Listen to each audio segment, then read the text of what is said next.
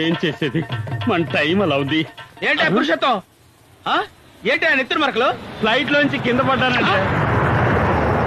Flight లో నుంచా?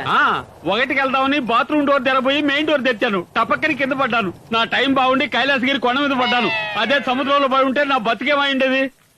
రే ఏంట్రా ఫ్లైట్ లోంచి కింద పడ్డానని చెప్తున్నాడు?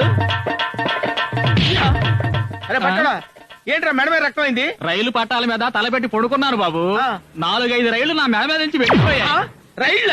అవును, ఒక మనిషి పడుకున్నాడని కూడా చూడకుండా రైలు నడుపుతున్నారు. వీళ్ళకి ఎవరు ఉద్యోగులు ఇచ్చారా ఏమిటో.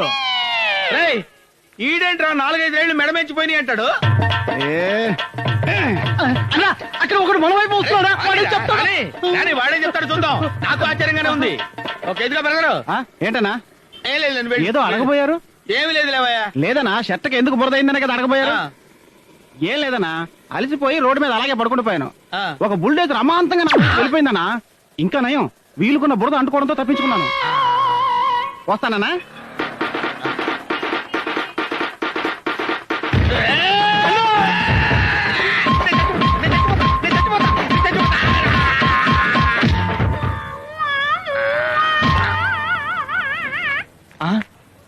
ఏంటన్నా ఇది? టమాటా చట్నీ మొహానికి రాసుకున్నారు.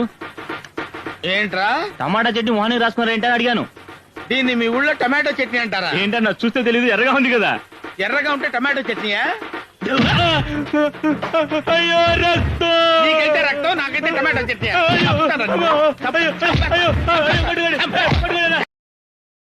Download ShareChat.